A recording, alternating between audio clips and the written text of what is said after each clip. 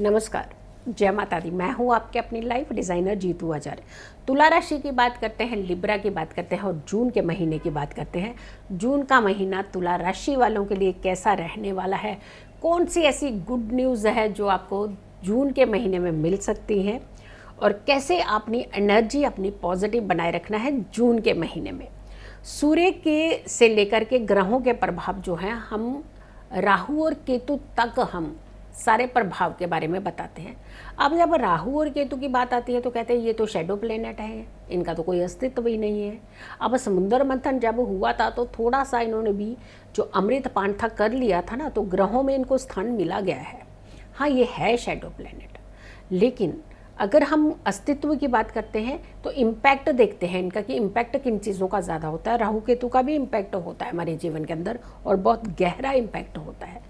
सूर्य की बात करते हैं सबसे पहले तो 15 जून तक सूर्य वृष राशि में जो रहने वाले हैं, तो आपकी राशि का ये 8वां भाव होगा।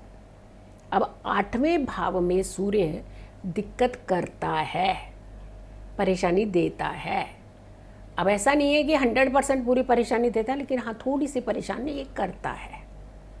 तो थोड़ा सा अपनी हेल्थ का अपना ध्यान रखिएगा। खास करके हम ये कहेंगे कि आप लोअर हिस्से की बोन्स का खास करके ध्यान रखिए। जैसे पैर में चोट लगी तो लंबा समय निकल जाता है, तो ऐसी कुछ संभावनाएं जो हैं वो बना सकता है। तो अपना और अपनी हेल्थ का दोनों ध्यान आपने रखने हैं। और 15 जून से जो सूर्य का बदलाव होगा ये 16 जुलाई तक रहेगा और ये रहेंगे मिथुन राशि में। उसके बाद यानी वृष राशि से मिथुन राशि में चले जाएंगे, तो आपकी राशि का ये 9th हाउस बन जाएगा। 9th हाउस पिता के भाव में सूर्य का जाना ठीक है।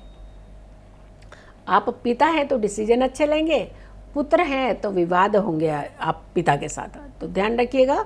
आप थोड़ी सी सहनशीलता बना करके रखिएगा। अगर हम मंगल की बात करते हैं तो मंगल कर्क राशि में नीच के 6 जून तक है और ये आपकी राशि का जो है वो 10th भाव यानी 10th हाउस इंडिकेट कर रहे हैं। 10th हाउस में मंगल वैसे तो देखा जाए, क्योंकि अगर हम काल पुरुष की कुंडली में देखते हैं तो मकर राशि में मंगल के होते हैं, उच्च के होते हैं यहाँ पे, तो यानी 10th भाव में इसका इम्पैक्ट कहीं ना कहीं अच्छा ही रहता है। तो आपके लिए मंगल आपको परेशान नहीं करने वाले हैं जून के महीने में, आपको लाभ देने वाले हैं। और वहीं 6 जून से ये 6 जून तक है, बट 6 जून के बाद की सिचुएशन ज़रूर देखिएगा। 6 जून से सिंह राशि में चले जाएंगे और सिंह राशि में ये आपके एकादश भाव को इंडिकेट करेंगे। तो यहाँ थोड़ा सा अपने पैसे को संभाल करके रखना है और पैसे के चलते वाद विवाद से बचना है, थोड़ी लड़ाई झगड़े से बचना है।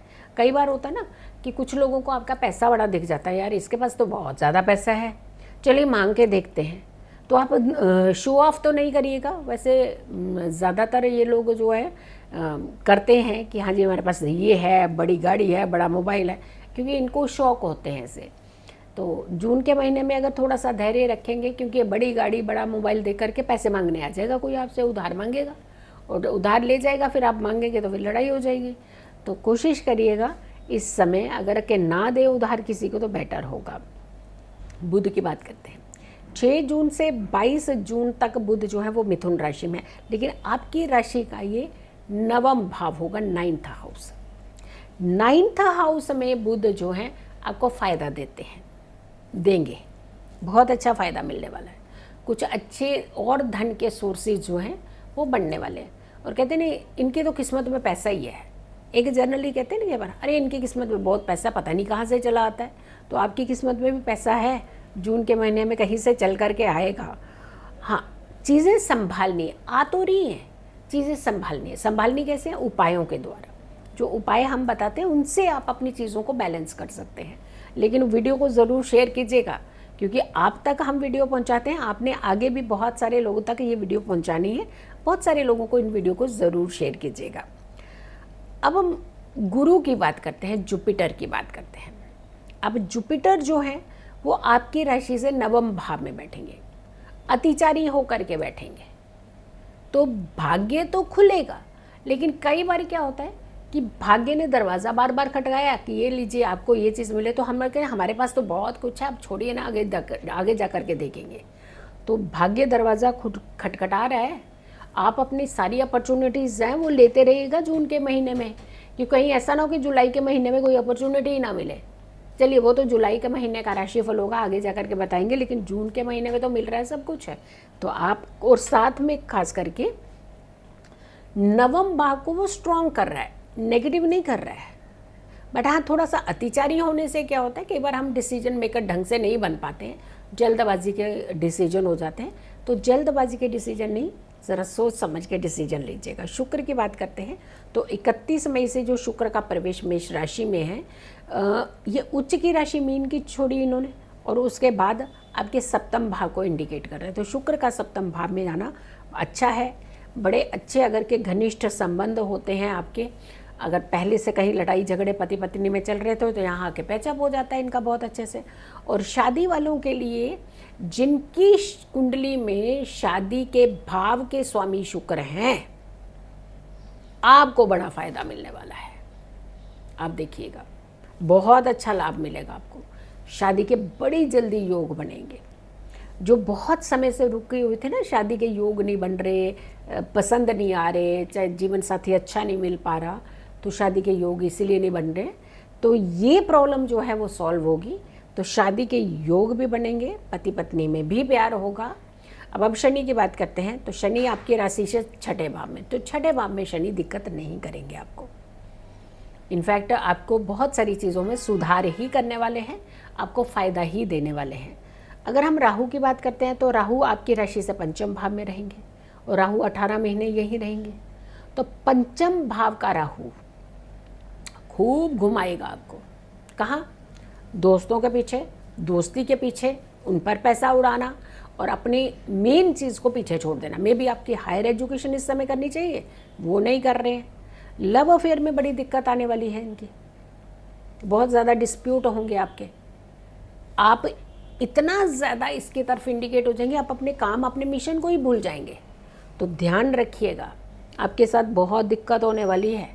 आपको तो खास करके उपाय करने ही करने हैं। अगली राशि हम करते हैं, अगले हम प्लैनेट की बात करते हैं तो केतु की बात करते हैं। केतु ये भी 18 महीने रहेंगे, और सिंह राशि में केतु का जो है गोचर है, और ये 11वें भाव को आपके इंडिकेट कर रहे हैं।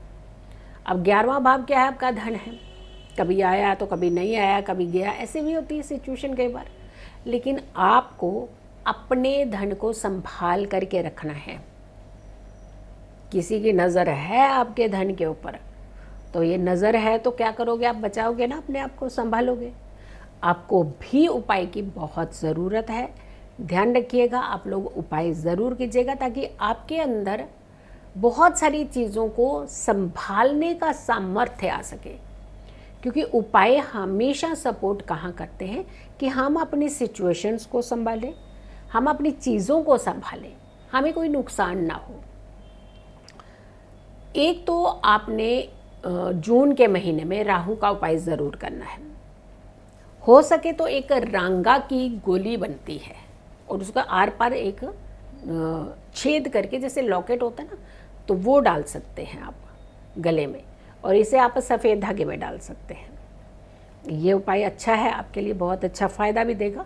और कबूतरों को बाजरा आप ज़रूर डालिएगा, और पानी भी ज़रूर डालिएगा उन्हें। चौराहों पे होते हैं कबूतर, गर्मी का मौसम है, वैसे भी आप इस तरीके के उपाय करें तो बहुत अच्छा रहेगा। और दूसरा, स्ट्रीट डॉग को मिल्क आपने हर मंगलवार को ज़रूर डालना है। ये जून के महीने में ये रेमेडीज़ आपको ज़रूर करनी ही करनी है, क्योंकि सिचुएशन जहाँ ख़राब है ना, हमें उसी को संभालना है। जो चीज़ें अच्छी हैं वो तो है ही अच्छी, जहाँ प्रॉब्लम आ सकती है उसे तो सॉल्व करना पड़ेगा ना। तो आप उस सिचुएशन को सॉल्व करने का प्रयास कीजिएगा। उपाय आप स्वयं भी कीजिएगा और दूसरों को भी ये उपाय ज़रूर बताइएगा। ये तो हमारी थी तुला राशि। अब अगली राशि हमारी वृश्चिक राशि होगी। तो वृश्चिक राशि वालों के लिए जून का महीना कैसा रहेगा? जून के महीने में क्या अपॉर्चुनिटीज़ आपको मिल सकती हैं, कौन सी चीज़ें आपके हाथ से छिन सकती हैं, तो पूरी चीज़ें जानने के लिए आप हमारी अगली राशि ज़रूर देखिएगा। अगली राशि का करें इंतज़ार। तब तक के लिए नमस्कार, जय माता दी।